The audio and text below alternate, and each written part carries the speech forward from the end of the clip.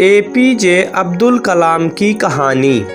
दोस्तों, यह बात तब की है जब 2005 में इंडिया के एक लीजेंड स्विट्जरलैंड गए थे अपने एक टूर के लिए। 26 मई 2005 को वह स्विट्जरलैंड में लैंड हुए थे।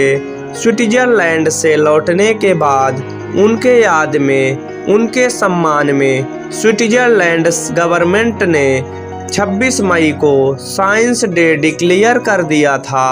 दोस्तों, आप ज़रूर समझ चुके होंगे कि मैं किसके बारे में बात कर रहा हूँ। आज हम इस लेख में बात करेंगे इमरते missile man APJ Abdul Kalam के बारे में, उनकी लाइफ की कुछ जर्नी और ऐसे ही कुछ इंटरेस्टिंग किस्से आज मैं आपके साथ शेयर करूंगा।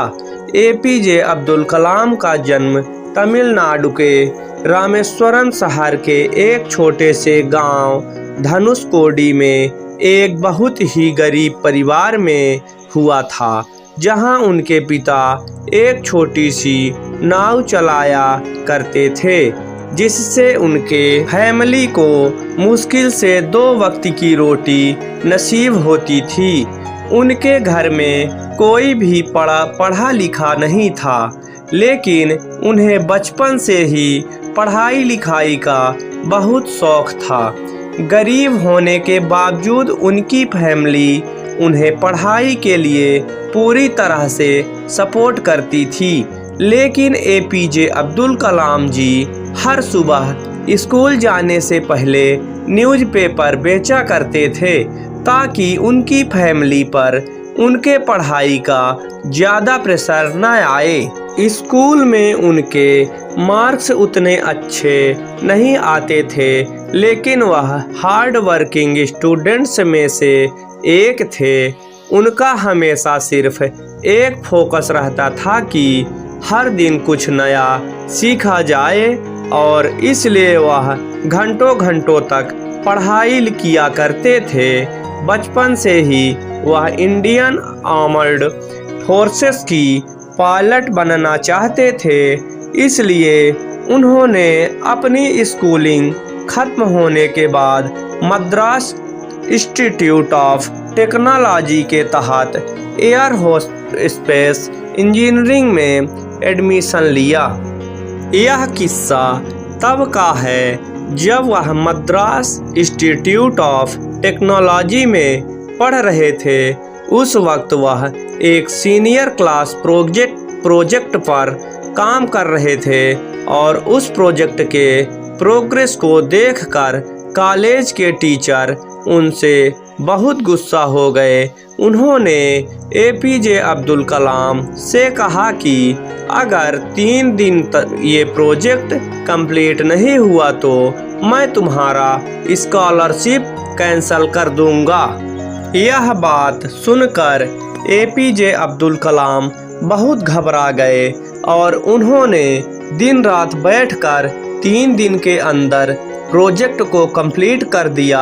यह देखकर उनके टीचर बहुत खुश हो गए, और उन्होंने एपीजे अब्दुल कलाम जी से कहा कि मैं जानता था कि तुम में वह काबिलियत है, लेकिन मैं यह देखना चाहता था कि तुम में मुश्किल वक्त को सहने की क्षमता है या नहीं।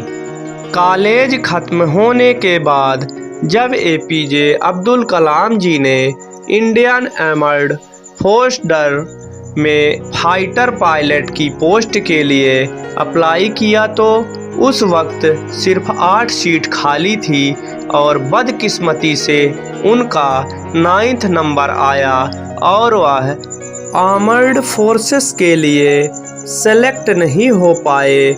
उसके बाद से उन्होंने डीआरडीओ ज्वाइन किया, लेकिन वह डीआरडीओ में अपनी जॉब से खुश नहीं थे, क्योंकि उन्हें वहां कुछ नया सीखने नहीं मिलता था।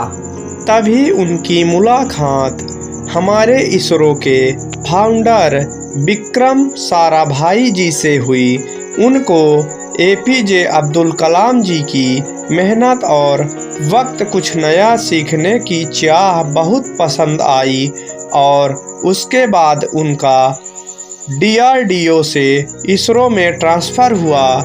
इसरो में एपीजे अब्दुल कलाम इंडिया के सबसे पहले सक्सेसफुल सैटेलाइट लॉन्च रोहिणी के प्रोजेक्ट डायरेक्टर थे। उनके बाद उन्होंने कई प्रोजेक्ट इनिशिएट किए।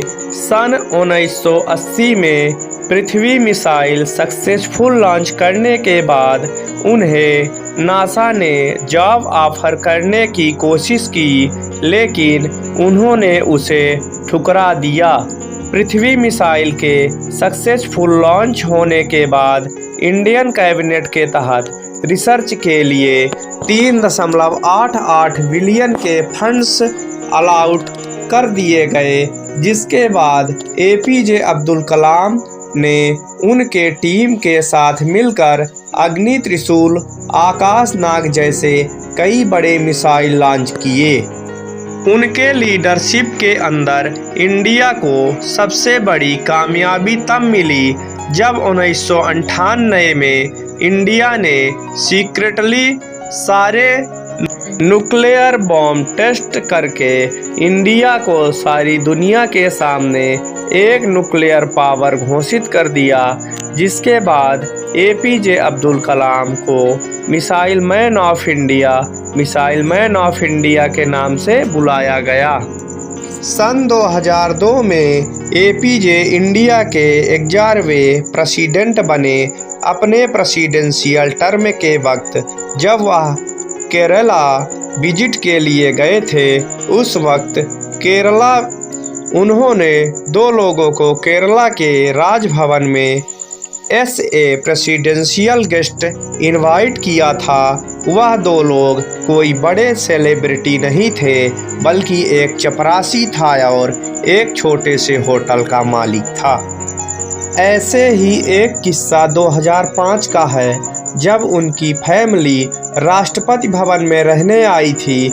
लगभग 10 दिन तक उनके फैमिली के 52 लोग राष्ट्रपति भवन में थे और उनके जाने के बाद एपीजे अब्दुल कलाम जी ने 3,52,000 अपनी फैमिली के रहने और खाने का खर्चा सरकार को दिया। जब एक रिपोर्टर ने उनसे पूछा कि आपने सरकार को पैसा क्यों दिया, तो उन्होंने कहा था, सरकार मेरे रहने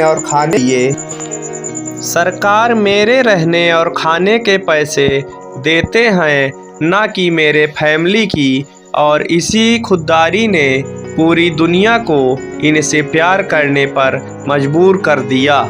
इनके पास जायदाद कोई नहीं था अपने किताबों के अलावा, पर अपनी कहानी से और अपने कामों से यह मिसाइल मैन पूरी दुनिया के लिए मिसाइल बन गए। तो फ्रेंड्स, आपको एपीजे अब्दुल कलाम की यह प्रेरणादायक कहानी कैसी लगी, हमें कमेंट बॉक्स में ज़रूर बताएं और अच्छा लगे तो शेयर भी ज़रूर करें।